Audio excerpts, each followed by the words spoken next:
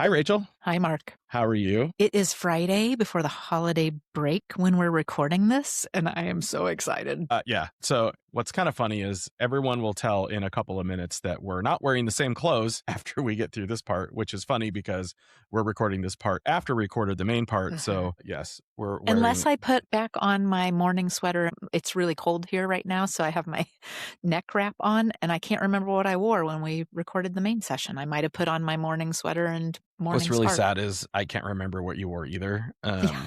And now I can't even blame that on the brain tumor. So, Yay, whatever. no brain tumor. That's a good outcome. It is. Yes.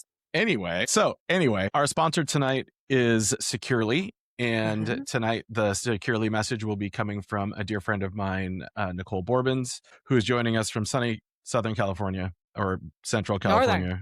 Northern California. Oh, a dear friend. Where do you live, Nicole? She lives in San Jose. I don't know where things are in California. I have no idea. But yes, thank you for joining us tonight, Nicole, and take it away. All right. Thank you so much. I am truly excited to be here. ACPE is my favorite conference of the year for so many reasons. It brings together district leaders from Oregon and Washington to the beautiful Skamania Lodge for a few days of learning, meaningful connection, and let's be honest, a lot of fun. I am especially honored to be here today alongside Marc and Rachel.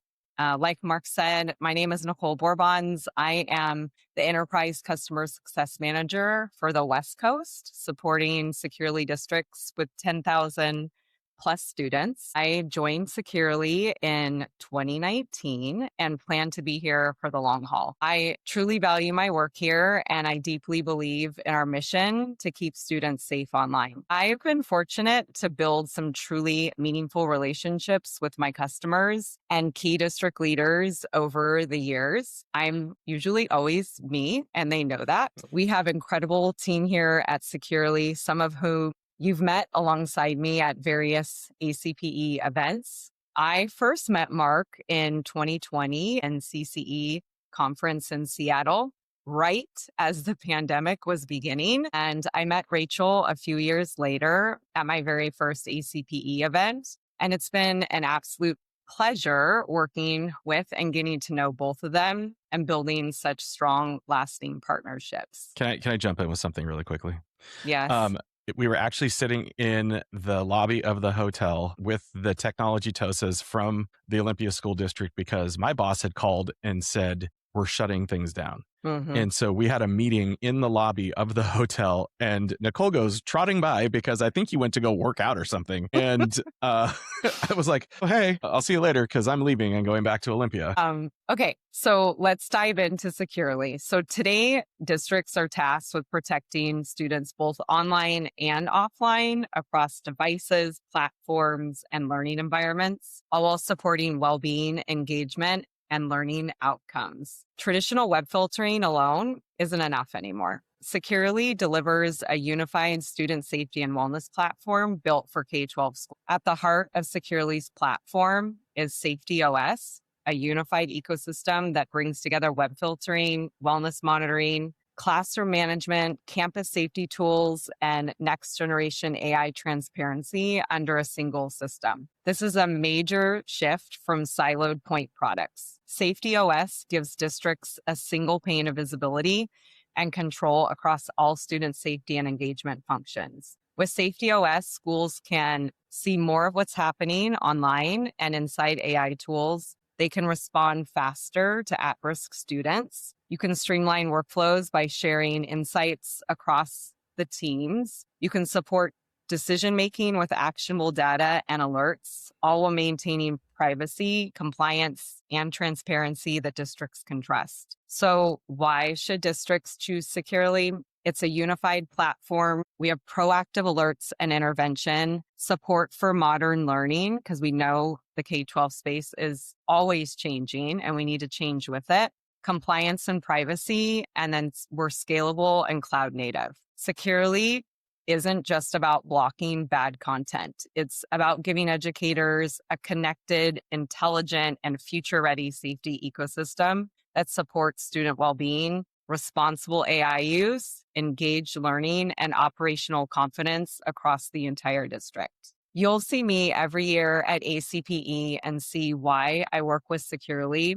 I would love to explore how this Securely safety operations system sets us apart from other solutions in this space, and how our connected student-centric approach can help your district empower students and protect your school community today and into the future.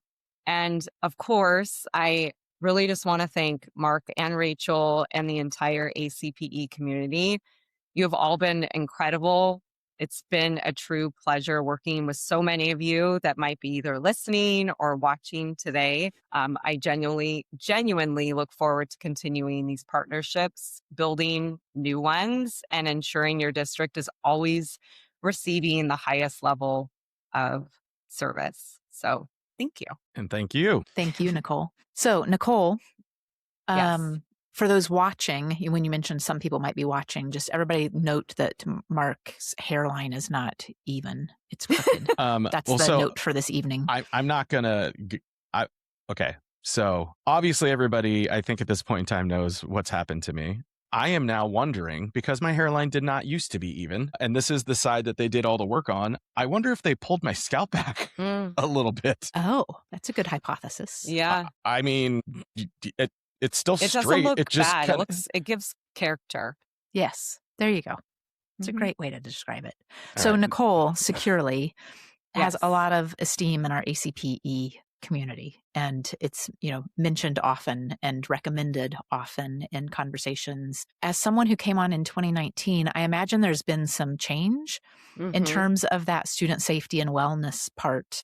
It's true. And this is a tough time of year. When we were using Securely years ago, before the Olympia School District uses Securely, we were getting the health alerts, but we weren't using the monitoring piece from Securely, where a human being actually is reviewing those alerts as they come through. And I remember getting one on Christmas Eve. And it, in my opinion, and I am not a doctor and I'm not a counselor, but it seemed pretty serious to me.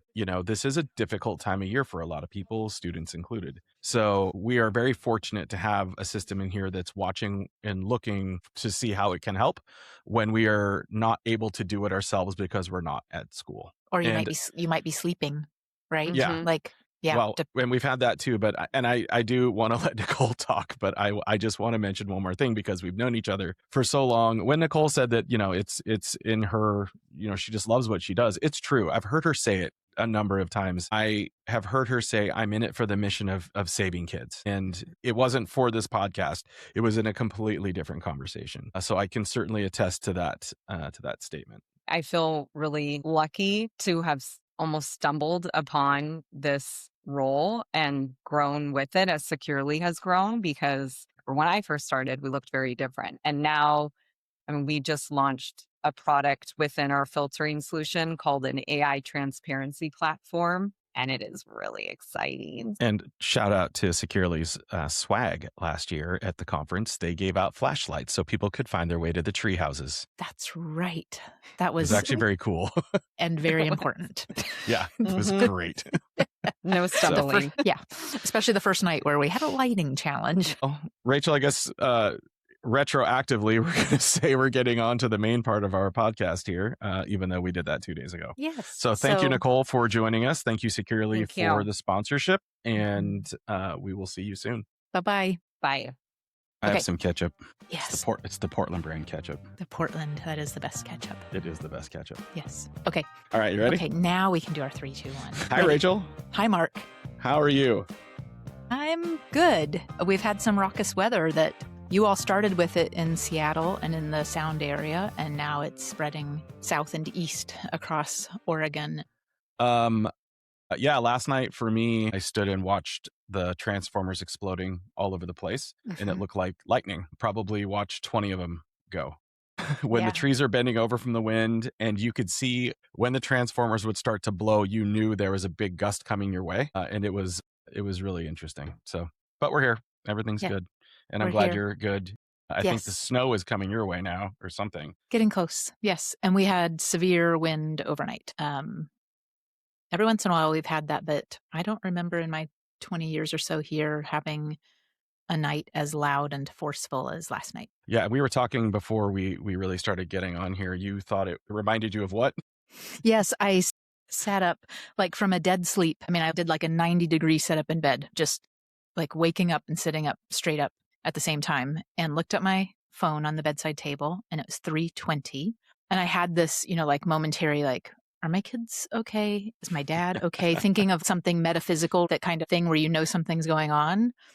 And a minute later, this huge wall of wind that sounded like a freight train, sounded kind of like my Midwestern growing up, where tornadoes were regular, and you do get that sixth sense, that evolutionary sense, the hair standing up on your arms, and you go get in a bathtub or in a door frame if you can't make it to a bathtub. Thankfully, though, after that first real wall of the front coming through, it died down and I went back to sleep for a few hours. I mean, honestly, it was probably the pressure change. I think it was almost like a sonic boom type of like thing, it right? hit you and you woke up from the pressure change and Yes. And it came through. Yeah, I'd spent 2 summers in Indiana, and there was one summer where the tornado sirens went off, and a little one touched down on the lake of the camp I was at and flipped some boats over. But it's not fun when you come from the Pacific Northwest where you don't get those, and the kids from Indiana are freaking out.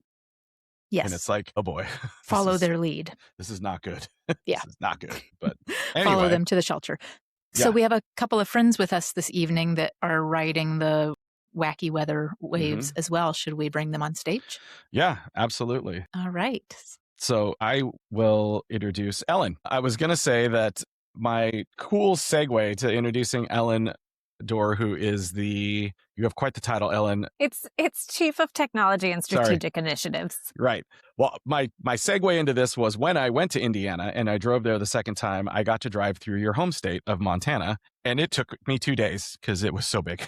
It's a big state. It was quite large.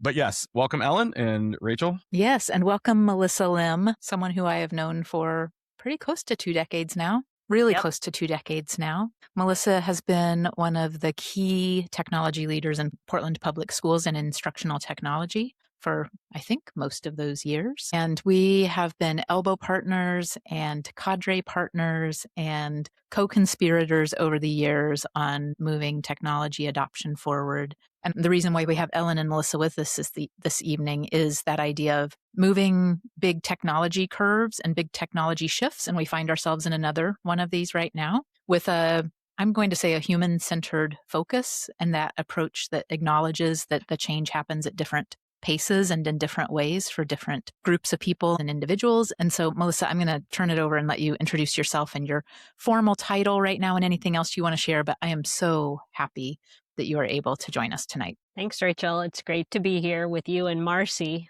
and Ellen.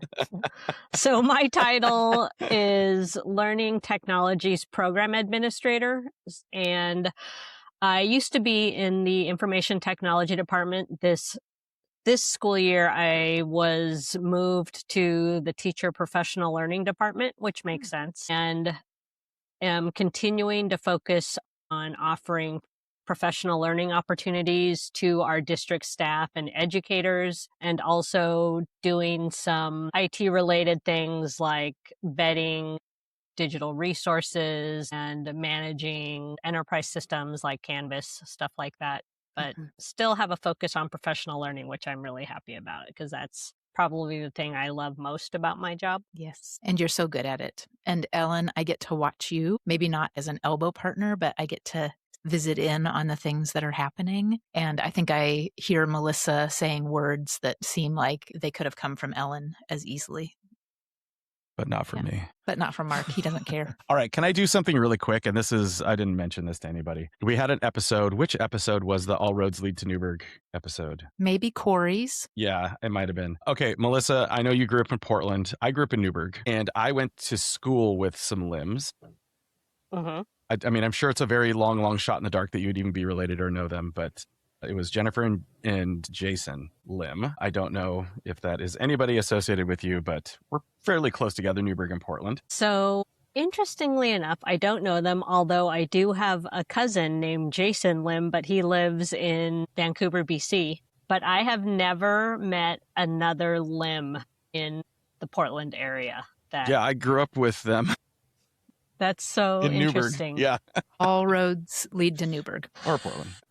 Well, Melissa and I have a Newburgh connection because Tim Lauer was one of those raconteurs in the early years, and Tim ended up moving to Newburgh to be a principal at Mabel Rush and is still there now. Hi, Tim. But yes, I thought you meant the school was still there. I was like, yeah, pretty sure the school's still there. Yeah, the school's definitely still there. There's a really great Instagram account for it. And Melissa and I have spent, I don't know how many pizza nights at Tim's house over the years. A lot. A lot of pizza nights at Tim's house. So all roads lead to Newburgh. And Melissa's third cousins, who she hasn't met yet, who went to school there with Marc. That's right.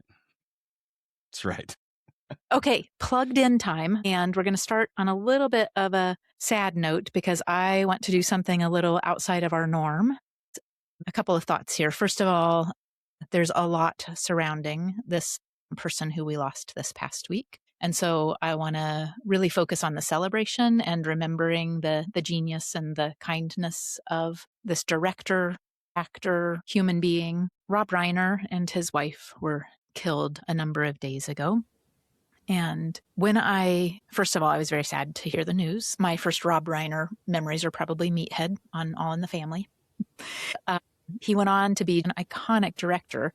And when I saw the Rotten Tomatoes list, I thought, oh, we're going to run down not all of them, but the top 7 movies that everyone will kind of have some sense of and even probably can quote some lines out of. So, Mr. Reiner, thanks for your gift of the movies you've left behind for us. Starting at number 7 was A Few Good Men. And this is one of the things that when people talk about Rob Reiner, they talk about the focus on dialogue and language and smart comedy, sometimes some slapstick. And so that's why when we think about these movies, I think there's an iconic quote, at least for 5 or 6 of them. And A Few Good Men would be... You can't handle the truth. You can't handle the truth. Sorry. Jack Nicholson. That was very enthusiastic that I threw out there. Yeah, I would like you to do it like the movie. With intention, please. I'm sorry. Number 7 is A Few Good Men. I'm looking at Ellen. It's her turn to... You want the truth? You can't handle the truth. Nice. Okay. Number 6 is When Harry Met Sally. I want to shout out You've Got Mail, but that's not right. Are we supposed to just shout out the line? We can just shout out the lines. I'll have what she's having. I'll have what she's having. Oh, sorry. I thought you meant the part that...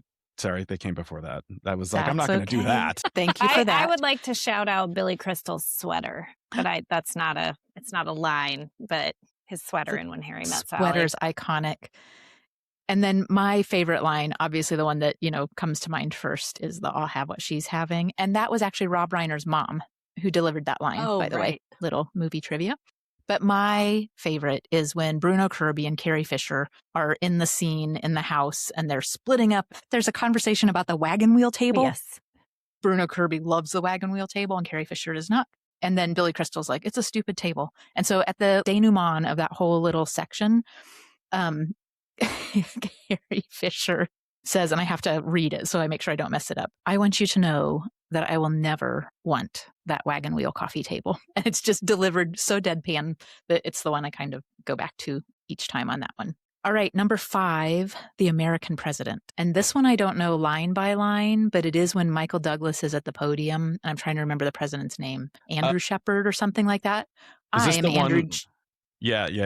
Okay, I have seen that movie. Is that who's his co-star in that? That's Annette Bening. Yes. Okay. Thank you. Yes. Sorry. Oh my gosh, I was like thinking of Dave with Kevin Kline. There's so in yeah, there I was thinking too. of that too. But the one you're talking about is the one where he makes the speech at the end that says basically he's going to fight back and not take the slamming or whatever because he's a single man and has a love interest. Yep. I am blah, blah, blah, and I am the president, or I am your president is the line. I just can't remember the president's name right now. Okay, number 4 is less a quote and probably more a scene. And I did not know that Rob Reiner had directed this. The movie is Misery, the Stephen King novel. And all I can see is the block of wood between the ankles. Well, at least what's it called? What is it? At least in the book, I remember what it was called, but it was hobbling. Yes. It was hobbling somebody. Yeah. Number 3, Stand By Me. And for me, that's the song and the whole storyline and the train tracks. Number 2 is Princess Bride. Well, there's so many good lines out of that one. I mean, anybody want more rhymes. I was going to say that anybody one, want Marc. a peanut? Anybody want a peanut? Well done, team. Well done. And then As You Wish, I think is probably the other one that might come to mind. What's an in the late Yes, the ROUSs. In the late 90s, I worked at an independent video store, and that was one of the movies I would play all the time because we had something going. And that one was like, you can't go wrong. Yeah, if you're going to put it on repeat, that would be a good one. And Columbo, Peter Falk is so great as the grandfather in that. I always forget about it until the opening. It was when Ellen was saying that you'd put it on repeat, and you kind of forget about it because it's so ancillary to the story. Right? And then Fred Savage is the grandson. Yep. Yes, please continue. I know. Yeah, please continue. But I have some thoughts. I'll get to those in a second. About number one? Well, no, number one, I know what it is. And I, hands down, was the only thing I could even think of as soon as you said we were going to do this. So yes. And so I think we might also have the same quote. And number one is, this is Spinal Tap. This one goes to 11. There we go.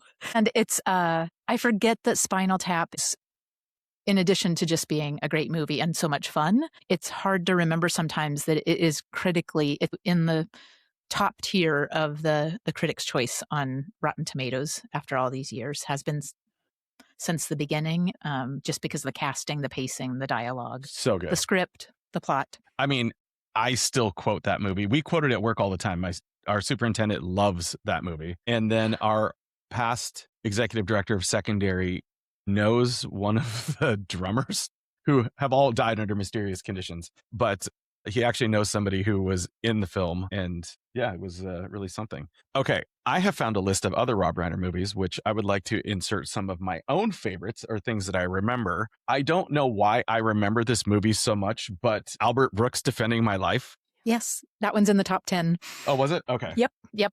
And The Sure Thing was John Cusack. Yes. I did not realize that was a Rob Reiner movie. I just remember seeing that when I was, I think, in high school or middle school. And he was in the semi. I think he got a ride in a semi to go find his Sure Thing. Yeah, crazy stuff. But I did also see Spinal Tap too. That was very recent. I have not yet. It's short, but it's great. It's such a throwback to the original Spinal Tap. And I was talking about it with somebody yesterday, that it's all of them in their new careers because they had to move on from Spinal Tap, and one of the guys has a cheese shop and sells cheese. Yes. Yep. And I think Spinal Tap 2 finishes out the top 10 in terms of the Rotten Tomatoes list. So nicely done. Oh, really? It made the top 10?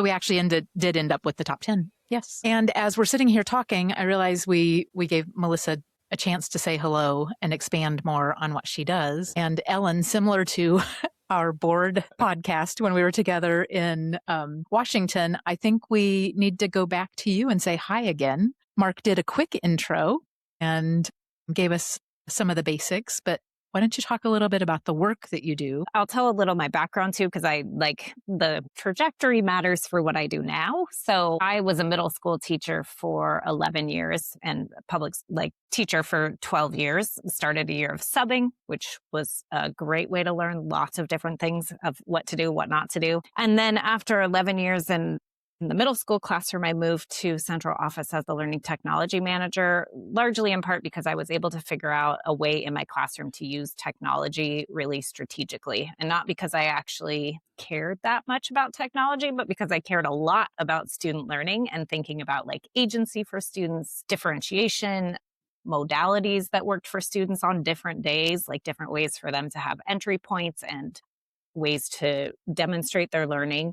And I thought tech could be a really good tool. So I did that work as a learning technology manager for a year, sort of like coaching some schools around creating those models and managing some of the accounts. And then I moved to Renton, where I've been for the last 10 years, first as a director of digital learning. So I had a coaching team that I helped to support. And then about 8 years ago, I moved into the chief position, where I get to help support our entire technology services team and infrastructure, and do some other sorts of projects like migration to a new SIS, helping to facilitate a committee to redraw elementary school boundaries, and a number of things directly connected to learning and teaching because of my background. So I like, kind of the range of problems I get to help to support. And I also think moving forward collectively is the best way to move forward. So I think that I heard that in kind of what Melissa was saying as well. Absolutely. And I think if we were to do it even more formally, we would introduce you as Dr. Ellen Dorr. speaking of those long-term beliefs that you've had, culminated also in getting your doctorate of education. During COVID, because I didn't have enough to do. That's right. Yes. And yes. I love to talk about this too. Melissa, Ellen went to Reed. So there's your cool. Portland link. Yeah, there we go. Yes. Yes. So, Melissa, what do you all have cooking in Portland Public right now? And anything that you want to touch on as we talk about how we make change and how we move large technology systems change forward? That's a good question. So AI, of course, is big. I don't know what you're talking about. What is this I AI know. thing? It's it's been in the background for a little bit and finally just burst onto the scene. And we had tried to start some work with AI about 3 years ago when Don Wolf was our chief technology officer. And we started it, and then I think it was when Don was transitioning to retirement. And so then things sort of just came to a standstill. And I don't think the district was really ready to ask the big questions and decide what was it that we wanted to focus on. And so nothing happened for a couple of years. And finally this year, when we restarted the work, and I think that's one of the benefits of my move to the academics and instruction side of the district, is that I have more collaborators directly involved with instruction and the district continuous improvement plan. And so all of those things sort of came together, and it's like the perfect time to do this work. We've got the perfect people involved, and we're able to actually create a roadmap after working with some folks from MESD and Clackamas ESD. They've been hosting a ton of AI learning events, and so we participated in some of those and we're able to get a direction, and I feel pretty good. We got a roadmap, we've got some different work groups and committees started, and that was what I was at before coming here. We actually had a district advisory committee this evening, and we had a guest speaker, and I can talk a little bit about that. I don't know if I need to do it right now or wait until maybe a different question comes up. We can. I'm going to use this moment then to interject a question. How did you end up settling on, let me back up. I assume that you have students in Portland Public Schools who have been using AI, the ones that are not against it, because that is a growing number who have some questions and don't want to use it. Mm-hmm. Are there student voices in this work? Or are you largely focusing on that? Let's get the adults in the room on the same page first. We're going to focus on the adults first. But one of the things that happened at tonight's meeting is we had a guest speaker, a graduate of Duke University. And so I think what he was talking about was a little eye-opening to some of the people in the group in terms of what he thought students should be doing and what adults should be doing to help students. So we are focusing on the staff and adults first, but we do have a draft handbook that does address staff and student AI use. I've been in 3 meetings this week where the topic of students really starting to speak out has come into the conversation, and different reasons for concern about it. And so as I was listening to Melissa and thinking about the work that everyone has been doing so far, just when some districts are at the point where teachers are feeling like really rock solid, right? Then there's this additional little twist in it in terms of finding that student agency and voice on those who have some pretty serious concerns about why they might not want to use AI and why they might not want it to be part of class and school. I mean, I fully expect that to happen once we engage students more, when we get past this teacher and educator piece. But I think we'll also be bringing more student voices into the mix once we finish the educator and staff piece. Yes. It's like a water cycle. Yeah, exactly. Yes. Ellen, is AI taking a lot of bandwidth in Renton? Yeah, I mean, we're in a similar place in that we're starting with staff and educators. We have a tech advisory, or it's called Renton Technology Coordinating Council. And every year, we meet 5 times a year. Every year at the first meeting, we sort of crowdsource, like, what is the interest? What are things that people want to be digging into this year? What do we want to be paying attention to? And 2 years ago, AI was one of the top categories, one of the top areas, but we had so little, I would say, like expertise in the room and experience in the room that it was more around, should we consider adopting policy And then fortunately, OSPI at the state level came out with guidance informed by some work that Chris Hagel was doing and some other people who were more at the forefront. And so we were able to take that guidance and compare it with our responsible use policy, our digital citizenship ideas. And we were like, oh, this aligns super well. We did sort of like a breakdown of different parts of the guidance with our resources. And so our tech advisory said we should include this in our responsible use policy. And then AI was not a topic last school year, but it was a topic again this school year that our tech advisory raised up to the top. And we were fortunate to find a partnership with PlayLab, where we have a grant from Amazon to pay for a large amount of that, which is great because we don't have a lot of capacity right now, having undergone significant budget reductions the last 2 years. Like, we were a little stretched trying to think about how would we support adult learning around this when we barely have capacity to do all the things that we need to do. So we've been super fortunate with that partnership. But yeah, starting with helping adults understand what is AI. Like, one of the things I love that PlayLab says is like, it's math, not magic. And helping people just really have a better grounding and thinking about using a more curated data set. All of those things I think have been really beneficial for us and, in line with what people are talking about and wondering about. So it's been great to have more structure than we would have been able to develop ourselves. Marc, do you guide the technology adoption work for Olympia? Yeah, do you have a team? We also have a technology advisory committee. We meet quarterly. So we is it quarterly or every other month? We have 3 technology TOSAs in our department. They chair that group. I try to steer as clear a bit as possible because apparently I talk too much is what they tell me all the time. So I attend and I try to say as little as possible, but that's more of a communication avenue and feedback loop type of group about things that we need input on either urgently or long-term. But we haven't engaged in the AI conversation. What we have been doing for the last 3 years, I would say, is the TOSAs came to me and said, can we start teaching teachers about this? Can we start exploring together with the teachers? And I said, of course, so long as, our teaching and learning department's okay with it. And they have since done hours and hours and hours of professional development around the free tools that are out there. We came in, apparently in the state of Washington, we came in #1 with Magic School for their free version of it.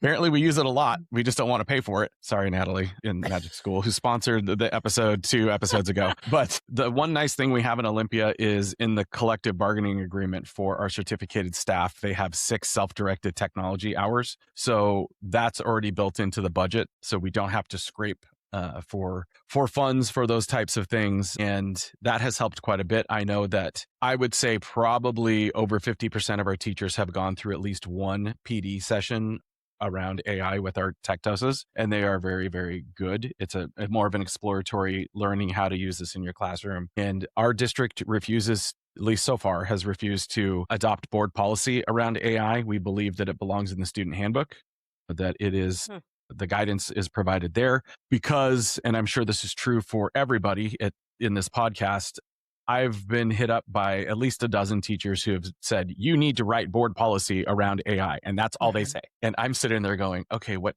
camp are you in? Because you think I'm in your camp because you think everybody thinks like you. And usually it's to block AI. Like, we shouldn't be allowing this. But there's other people that are saying it should be wide open and used. I am very much of the standpoint, Chris Hagel and I talked about this a long time ago. We both are not interested in policy. We're interested in just academic integrity. If that's really your issue, is we talk about academic integrity in the handbook. And that's where teachers can have the teeth of, if I'm saying don't use it in the classroom, don't. But yeah, I mean, that's, I feel like maybe you guys are a little bit more formalized in your approach. Yeah. But if you know me, that's just, it's not how I roll usually. Right. So I wanted to bring Marc into the conversation also because thinking of this AI that's in front of us right now and the structures that the different districts have in place for navigating a change like this, does this follow, and not just AI, but Melissa and Ellen, you've both been in this work for decades. What do you notice that is the same and different? Because we can have really firm recipes, but the ingredients change, or ovens change, an old oven versus a new oven. What are there things that you Does that make a difference? Sometimes. I'm just kidding. Sometimes. What are your observations as we head into the next technology revolution? I hope that's making sense. I'm trying to glean not necessarily what we're just doing about a specific project, but that impact on people and that change management at a global level. I'm also going to answer this question because I was a tech TOSA as well, but I'll go last. Or we'll have Marc go first so that Ellen and Melissa can kind of think. I already know my answer. And Okay, go for it. I think it's a little bit glib is probably the wrong term, but the thing that never changes are the teachers. You are always going to have the teachers that are, I don't need to know this. I don't need to learn this. The way I do it is just fine. Their initial reaction is to stick their heads in the sand because they just don't need to do this right now. And that is one of the most difficult things I ever encountered as a technology TOSA in trying to bring any sort of change into its school district. And in leading the technology TOSAs in the Olympia School District, that is what the 3 TOSAs I have become masterful at, is really working with all levels of teachers, because no matter what, you will always have that set of teachers who are just like, I don't need to do this. This is not for me. And I'm just going to pretend that it's not happening. So that's my constant. That's the constant I always see.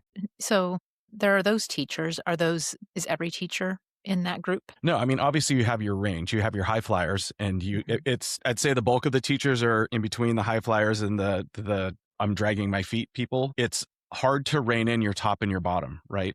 It's hard to rein in the people who are dragging their feet to try and motivate them to learn something. It's also hard to rein in your high flyers who want to go off on their own and maybe teach themselves some bad habits. That is a thing too. So sorry, I hope I didn't steal anybody's thunder on that one. No.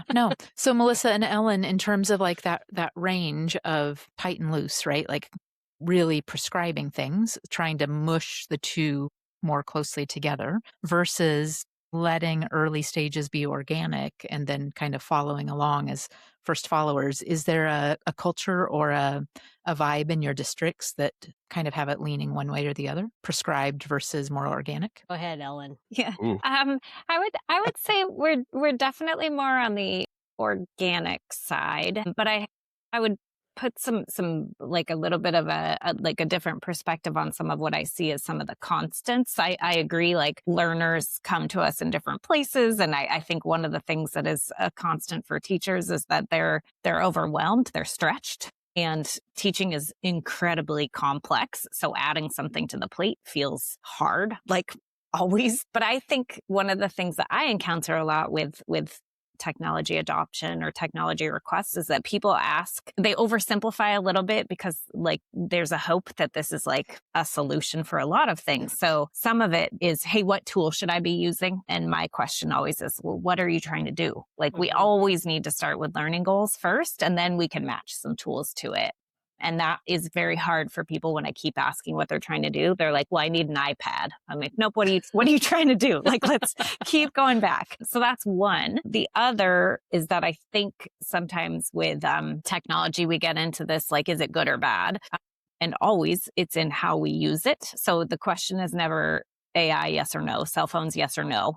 It's like, how and, for what purpose? And then how do we talk about it? How do we think about it? How do we keep grounded in that learning? And then, let's go with the people who are enthusiastic and lead learners. And then let's also ask them, how do we help other people have access to this? Since you were able to lean forward, what learnings are there that we can help other people use? I mean, similar to like we piloted a teacher classroom management sort of filtering tool. And so we asked people, like, what are all the considerations and cautions? We asked students as well, what did you hate? What was good?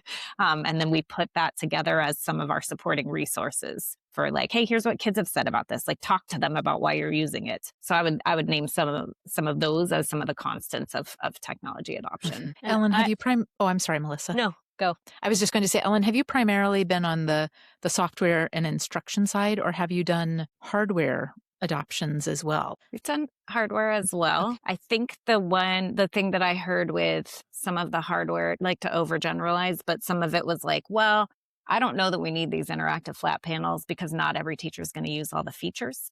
And the analogy I would say was like, well, my mom has a smartphone and she uses it more or less like a flip phone. But that doesn't mean she shouldn't have a smartphone. Like she can learn some of these other features of it. Yes. Build for growth. Yeah, exactly. Yes. So Melissa. Yes. So I agree with what Marc said about you have those same core of teachers that anything new comes, they don't want to talk about it, don't want to use it. And for whatever reason, I have this constant questioning of, as educators, we should be continuously learning as much as we can, because our job is to prepare students for their lives after they're done with school. And whether that's high school, whether that's college or graduate, postgraduate work. So I don't understand this saying, no, I don't want to even explore this, because the more I talk to kids and students and like this university graduate today,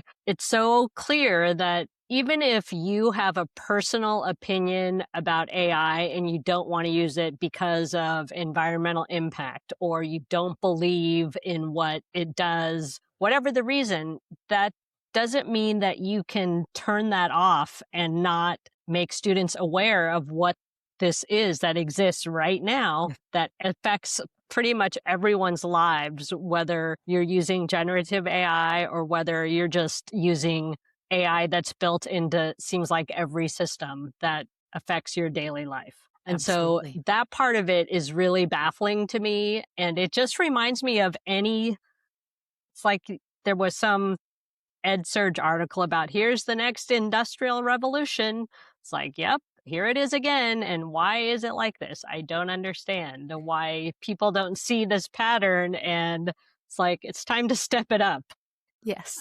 And I think, Melissa, to your point, for the teachers that are maybe not the rabbits, not the first followers, that are in that middle space, what I heard, and I'm going to tease out, is that idea of a resistance to even creating space for students to be curious. Yes. So it's one thing if the teacher feels like, oh, I need to learn alongside my students, or I really need to go find Ellen, or I need to find Marc, I need to find Melissa and get a little additional support so I understand this. It does seem to have an emotional element with it. And I've watched this over several generations of change, where it's not just the individual, but it is that the blinders on in terms of creating space and a curiosity lab for the students. And I would agree with that. So is this a time that we can ask a little bit more about the speaker, the alum who came back to speak? Yeah. So my team and we had attended Invent Ed from the Lemelson Foundation, which was hosted in Portland this year.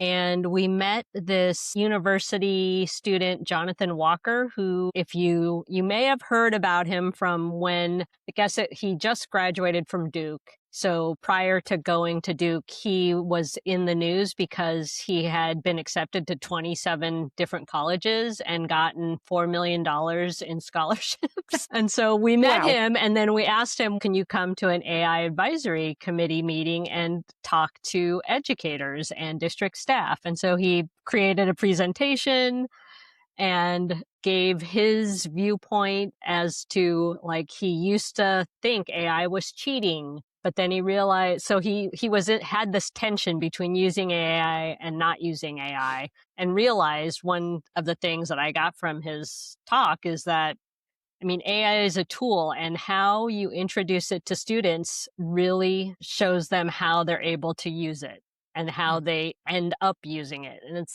which made me think about, you really can't just ignore it and say, I want to pretend this doesn't exist. And so he had some really good points about using it in work, using it in your personal life, and using it for learning. Really, when you think about it that way, and if it is, I apologize for not being up on my library media literacy skills. It really should be in the library media literacy skills area that we, in Washington at least, are required, or maybe it's nationally, are required to teach our students every year. Because as educators, we can do exactly what you just said, which is put the guardrails up and let students learn how to use it appropriately.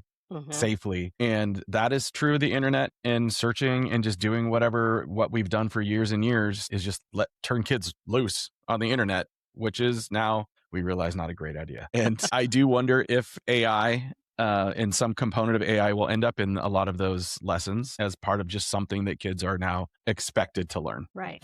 And it's really, one other thing he emphasized was really showing, what does learning with AI look like? And then it just leads to what you just said, Marc. It's it can look like this, and so that means this. Or, chatbots are not real. They make you feel emotional things, but there is no person there. Right.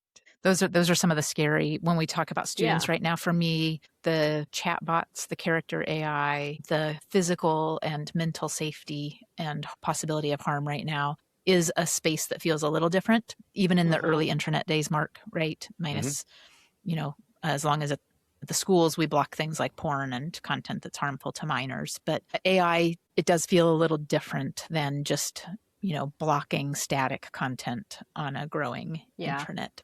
I mean, I did ask our district librarian, we were talking about this same thing, and she said that the thing that makes it different for her is the politics of it and how it can be used in this really horrible, negative way. It's like, I don't disagree with you on that. I'm going to drop in just a couple of things. Melissa and I were on an Oregon AI collaborative workshop last week. I think it was last week, Melissa. And in Central Oregon, we had a group of about a dozen people together in person. And then we joined virtually with the other pods around the state. And a couple of things on our Central Oregon group. One was this growing number of students who are starting to have some serious concerns on multiple things about AI and being more vocal about it in the schools. The second part is the tension around, speaking of the PPS alum and the Duke student, there's also this worry that I have about the teachers and actually maybe for whole schools that are reluctant to engage in some AI literacy. I wonder if we're doing a disservice as they head towards college, because what we understand about a lot of the university classes is that the AI is a study partner and is an aid to be able to go deeper and to do higher volume or better quality on a body of work. And so I think there's some conversations to be had there. There's so much more that is around this topic of change management and introduction of applications to your school districts. I have my low and I have my high, right? My high is the 600 interactive flat panels that we just put in over the last 3 years. That was just such an incredibly positive experience. It's the best initiative that I have ever been part of. The most difficult, but that's not what I want to talk about. I want to talk about the most difficult one, and I want to compare notes with you because I believe we all have LMSs in place. And I will say that putting in an LMS was the most difficult thing I have ever handled from a professional development standpoint. And the reason for that is with AI, with an interactive flat panel, with new Chromebooks, with whatever, there's excitement around a new piece of technology. There's excitement around this thing that's going to do something new and flashy and cool. And you just don't really get that with an LMS. You get new things and you get features that you don't traditionally have in a brick and mortar classroom, but the flash just isn't there. And so that was probably the most difficult implementation that I think I've seen our TOSAs go through in the Olympia School District. And I thought they did a fantastic job. It just took a really long time because that level of high flyers was much smaller and that level of drag my feet was much larger just because it wasn't super appealing when we rolled it out. Similar for you, or were we just crazy? I don't know. I feel like the context or like the timing of COVID matters as well, because it was like such a forcing function for people to have to learn how to use an LMS. We had an LMS available. We had some teachers using it. And then it was not an option not to use it, really. Right. I would say that when COVID rolled around, we would have been asking a lot of our students, all of our secondary students at that point in time said they encountered the LMS at least once a day. It wasn't every single teacher, but they had a teacher every day who was using it. So we were in a pretty good, that's the rating I had of a successful implementation of our LMS was the students were actually engaging with it. Every student was at the secondary level every day. But again, it took 6 years to get there. It was, we implemented Schoology quite a long time before COVID. And so we made the switch to remote learning pretty quickly at the secondary level. But I guess the question for all three of you is, did you implement, I know Ellen just said no, but did you implement your LMS for COVID specifically, or did you have it in place? And what did your usage look like in acceptance? Sorry. Implemented Google Classroom prior, and then we turned it off during the pandemic. And that was, people were up in arms about that because they loved Google Classroom and how easy it was to use, but we had too many systems. And so we had implemented Canvas prior to that. And it was really our virtual scholars program that set the lead with using Canvas. And then we had some pilot classrooms using Canvas, but there was never, I don't know how this happened, but there was never this district-wide implementation of Canvas. And there was a lot of on-demand learning, and we would do workshops. It didn't feel like we were doing them all the time to me prior to the pandemic. So I feel like it was a lot of pilot classrooms, and then those teachers really just got into it, and we were using the teacher leaders to help. And then we got rid of Google Classroom and we got Seesaw for elementary during the pandemic, and now that's gone. So Canvas is the only LMS we have right now, and we're looking at Synergy too. I guess I could have rephrased this question in a way of not being your LMS. I made a gross assumption there that everybody struggled with your LMS adoption. I guess the question could have been, what did you struggle with? What implementation was the most difficult one, and how did you get over it? So, Marc, you were reading my mind earlier when you said, my favorite was the interactive panels. One of my questions for this group was, what's been your favorite change that you've helped manage, a transition that you've led or been a part of in a meaningful way? And then what's the one that you're like, I wish I didn't have to have anything to do with that? If you're, there might be political sensitivity. Well, I mean, again, I come back to, it was the most difficult one that ended up successful for us. I mean, it just took time, but I guess answer either question. Yeah. I mean, I think one of the ones that, like, one of my favorites is when I got to Renton, our student to device ratio at some of our high schools was 6-1. Like, there were students who were not touching a device unless they had one at home. And going into the pandemic, we were 1-1 at all of our secondary schools with take home already in place. Mm-hmm. And I think, and I'm not saying the device solves everything, obviously, but I think there is a lot that access allows us to be able to do. And it gives students a lot of agency. And I think that has been one of my favorite changes, is because it does push on teacher practice. Like, if your students are ahead of you on knowing how to do some things, how do you then still create this learning culture in your classroom? And how do you leverage student expertise? Like, one of the teachers who is in our AI group said that she was showing her students her app and was like, give me feedback. Why do you think this isn't working? So she's been trying to, learn alongside them. I think, my favorite implementation has been one where we're putting things directly in the hands of students. Such a big equity piece of that too. Just huge. Yeah, I think that student device piece has been a really big benefit, but our district now is moving back to carts. Like, so many teachers would rather have a cart than be responsible for kids taking home devices, which makes me think, how can we really focus on learning culture better? Like you said, Ellen, I love that's so important, but I don't know, that's a big issue. And I would say my favorite was moving to Google. I mean, from Outlook, first class, then Outlook. If you ever hear Google? If you ever hear the mail ding from first class, it just sends a shiver up your spine. Everyone has post-traumatic stress about that sound, like universally. Sorry, first class, but it's a thing. And yes. I mean, I love the Google ecosystem, especially for schools, just for the collaborative aspects of it. But I really think they're doing a lot of cool labs with AI that just make me, it's like, dang, that is so cool. And it's like, I need to have more time to play with that, but I can instantly see, it's like, I know how I can use that. Mm-hmm. So fun. And one of the smashes of this AI season, I think, is Notebook LM. Yes. Yeah. That's what I was thinking too, especially if you're thinking about like the environmental impact. Okay, use Notebook LM and you can decide what your data set is.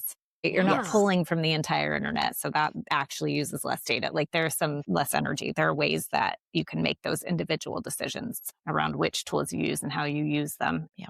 Melissa, those Google years were good years. I'm a little biased. I was just going to say, Rachel, I was talking to Corinne Alberg, and it's like, we should bring back that Google Summit because I think people would be so into it again. We have been chatting about just that, so stay tuned. Yay.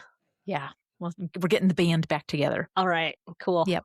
Yes. Another adoption I'm excited about is getting my tech team to use Google for live collaboration. Yes. Like, we can't use some other products. I'm not going to name them, but they don't work. very well. If It's your just not the goal is same. live collaboration. Yes, especially in terms of project planning, meeting notes. Yes, 100%. Life-changing. Yes. We have some that are 15 years old, one doc. Yes. Yes. Control F anytime. So student information system, right? The longest one that we've had for, again, a number of years. And if it's like, remember we had that attendance issue once before, and we do a Control F and there's like 67 mentions of the word attendance, and we put a second word in there that's related to the thing we're seeing. And it is like our external brain or our, treasure chest of, instead of having to crawl through emails or random Google searches on these products.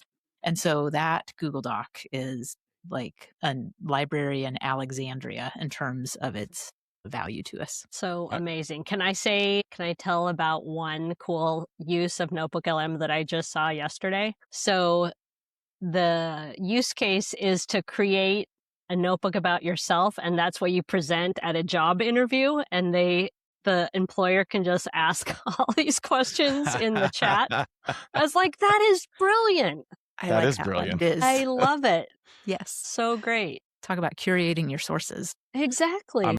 I think this connects back to like what we were talking about in terms of like what's hard about adoption or what can be super powerful, and it keeps coming back to purpose. So like what we used to frame with our digital learning coaches is like, we're not teaching people where to click, but why. And we're not even doing the where to click. I mean, we are doing some of the where to click, but like the why is what gets people tied into it. Like you're not going to learn a learning management system just because someone told you have to learn a learning management system. But if you are like, I want to give my students better feedback, I want to be able to do that more quickly, I would like my grades to sync in this way. Like there are some things that then help you get into like, okay, it'll be worth my time to invest this because that why matters so much. Yes. Okay. So looping back to the human part, and you've all touched on this. What's one of your cheat codes? What's something that's been a like pocket strategy? Doesn't take a lot of work. Any little things that you feel are sneaky and tricky that you're like, haha. I think when I'm thinking about... That was a bad question on my part. I'm sorry. No, I have my answer. I'm just waiting. One that I'm thinking about is helping everyone, like framing everyone as an expert. So that like, I'm thinking about when we had our first one-to-one middle school and people were like, well, who's going to teach us how to do these things? So I was like, well, let's crowdsource. Like we've got expertise in this room. Like different people could be the leads on these different things. And then we've sort of continued that model with like our teacher leaders, our technology integration specialists. They have a great like email thread where someone is like, hey, how do you do this? And then someone else is like, I think it's this. I made a PDF. So having like empowering people in that way so that everyone is responsible and like accountable, but also super energized by collective learning rather than expert stance kind of thing. Yeah. Sorry, singular expert stance versus like collective expert stance. That's a good one. I would agree with that. And then I would say, I think if I narrow it down, I would say just creating a learning environment where failure is okay and it's okay to say, I don't know, and modeling that as much as possible with myself to other people and trying to make things really fun. That is really important to me. Yeah. Learning is fun because if it is not fun, then I sort of sometimes think it is not worth learning. Well, I mean, you just described what we should be doing as teachers with students. It doesn't matter if it's adults. Yeah. It doesn't matter if it's technology. Right. Yeah. The teacher has to be willing to fail in front of the students to set the model and the example and learn along with the students, whether they're children or adults. And it has to be fun. I mean, people have always asked, why were you... I only was in the classroom for 4 years before I was a TOSA for 6. And I run into my students because I live sort of near where they went to elementary school. And I still get parents and students who find me and go, you were my favorite teacher. And I'm like, why? And they're like, because it was fun to be in your class. We don't remember what we learned, but we just enjoyed coming to school. And that was the whole point, was if you don't want to be there, then you're not going to learn. Right. And so that's, that is kind of the art of teaching, of how to engage those students and make them want to be there. Sorry to go off on that, but that was your thing. I agree.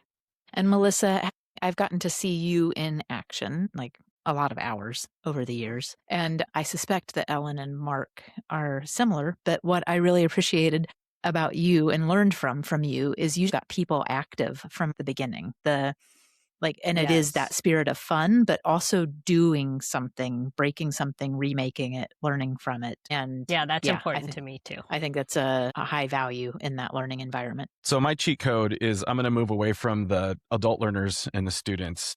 I'm going to go with my team, because one of my personal areas of pride is I believe that I have a good team. I believe that my cheat code with my team is that everybody is treated as an equal, and they know it, and that they are, whatever they say is going to be heard as an equal, and that no idea is basically stupid, because I am the person in our cabinet who throws out every single idea that comes to mind. It just spews out of my mouth. And a lot of times I get eye rolls, and every now and again somebody goes, I'm like, I don't really know where that came from, but it just happened. So yeah, I mean, that has been my cheat code, is when things are getting tough for somebody in our department, when somebody feels like their value isn't there, it's that conversation of you matter. We all matter.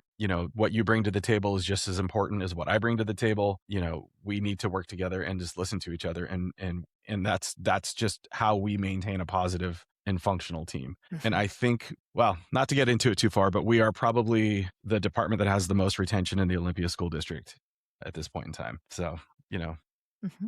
So it matters. It's a point of pride, And it it's not me that says it. It's other people in our department that say it in our department meetings all the time. Like, we just like being around each other. And it sounds similar to Ellen, who started us off with this idea of we're all the experts. We bring different frames and different lenses, but we are the experts. Well, Ellen used the term empowerment. And empowerment. And that really resonated with me. Yes. Yeah. Okay. So kind of winding us down. It's only been an hour and 15 minutes. I know. Does that include all the technical problems? It does not. The recording is the hour 15. No, the joke is that we've had a couple of podcasts that have gone 2.5 hours. Yes. And Ellen, I'm watching Ellen because Ellen was like, no, we're not doing that. Yeah, my watch already gave me the hey, it's time for bed. Exactly. So I want to be conscious of time. So what do you think is on the horizon? And I know sometimes this is hard. It's not like a what can't we see? Does AI consume the rest of our careers as we sit here in the ages and the bands that we're in? How long are you giving me for the rest of my career? That's the many decades. I don't know either. Well, I mean, that's the point. It seems like it's going to be AI. I mean, 10 years ago, would we have sat there and gone, "Oh, it's going to be AI"? No, we might have didn't know what it was. We might have said VR headsets. Yeah, we had the boxes. Yeah. Yes. But that's the whole point of what we do, is we don't know what's next, and it's how adaptable are we, and how adaptable is our team to be able to instruct around that. But I am going to share, and this is a very serious thing, and I've had this thought ever since the first day I became a director in Bethel, which was 19 years ago, is, do I quit this job when I don't understand the technology that's happening around me? Because it's going to happen at some point. It's going to get to a point where you just look at it and you can't understand. All right. So for the future Ellens and the future Melissas, if you had one piece of advice, I'm just going to keep asking talk show questions tonight. I have been waiting for this question, Rachel, so I can say the answer of be curious. Mine too. Yes. That would be mine 3. Be curious and not judgmental. Are we tying into our Believe It theme from Ted Lasso right now? Is that what's happening? That could be. I mean, there's a mug in our house that has Ted Lasso on it that says be curious and not judgmental. Mine was going to be stay curious, honestly. Yeah. Couldn't have ended this more perfectly. Well, that actually wasn't going to be my answer, though. Okay. My answer is going to be, Mark. it was going to be love your people. Oh, that too. I mean, I think that when I leave this position in Olympia at some point in time, I'm going to leave behind a team of people that I have loved and that love each other. And somebody needs to come in and support that and not tear it apart. Otherwise, it all falls apart. And then circling back to change management, it is also being curious about how to love those teachers who are the ones who are like, you can't make me do that thing, right? That it's a very valid frustration that we feel, and holding space for it and then saying, for those kids, we got to keep working on this. And that's a good answer, Marc. Well, it is. Just own it, accept it. I totally graciously. Yes. What I would like to say now, and this is not for this episode, but it will be for one of our future episodes, where I think the next step of this conversation is ROI. Now that we've done these change management things, how do we know that they're working? How are we measuring that they're working? And Rachel's making a face right now, but I do think that sometimes our stakeholders need to know that things are actually working. And I see Rachel's face and she's grimacing a little bit. You don't agree? No, I think it's a valid question. Oh, that's all you have to say. Period. I think it's really complicated. I think it's incredibly complicated. Yeah. And I think if you asked all four of us how we do this process, we all have different ways of doing it, whether it's just going to classrooms and observing or listening or formally surveying or looking at metrics from students' performance. I would love to have a bit of a group think within ACPE or, through the podcast of how are people doing it and get some better ideas of how I'm doing it now. So it's a good question. It's a thought. It is. And it's complicated. Very. Yes. But, and the biggest kind of grimacing that I was doing was because I believe in the macro global technology adoption curve, and the things that don't have return on investment, they just die away slowly. Now, in education, we might be a little different because we pay for things for too long, or we try to force people to use things for too long when they're not being effective. But if we look at the kind of overall market that education sits in, I think there's a natural kind of like weaning out. But I think there's a part of return on investment when we don't implement something well. I mean, we all sat here and talked about how we've done such a great job. We all have our failures too. What? And, maybe it was a piece of equipment that really should have been the thing, and we just didn't do a great job implementing it, and it really wasn't. So I don't know. It's just I would like to have that conversation, Rachel, if we can have that at some point in time. Put it in the doc. I will. Hey, there's this tool called Google Docs. I'm pretty sure I put Melissa it in there Lim already. would be really good in teaching us how to use it. Yes. Well, yeah. Yay. Another episode is in the can. It is. And we are off to winter break here pretty soon, right? Is this the last week of classes for everybody? Two more days? Yes. Yep. Ellen and Melissa. Sorry, Marc. Oh, and I was going to say, and we're all very looking forward to the Seahawks win tomorrow. That's going to be great. And you're all like, what are you talking about? I need to check my fantasy football lineup. I'm still in it. Are you still in the playoffs? Yeah. I may have just jinxed myself. I shouldn't have said anything, but yes, I am. For now. Yep. We're playing at work, and it is my favorite thing on Tuesday mornings. The trash talk in our Teams chat is so good. Do you give more trash talk or receive more trash talk? I am kind of a lead instigator, but I will trash talk against myself because I do not know what I'm doing. Yeah, like they're going to trash talk the boss. Oh my gosh. So speaking of football, I just want to celebrate my IU Hoosiers. Very, and Mendoza. That quarterback, what's his last name is Mendoza? Yeah. Yeah. What a classy Heisman acceptance speech. Oh my gosh. Yeah. And I don't ever pay attention to the award shows, but I saw a lot of everybody needs to listen to this. Yep. And what a classy kid. Yes. Just very proud of him. Yep. Okay, on that happy note, Ellen and Melissa, thank you very, very much.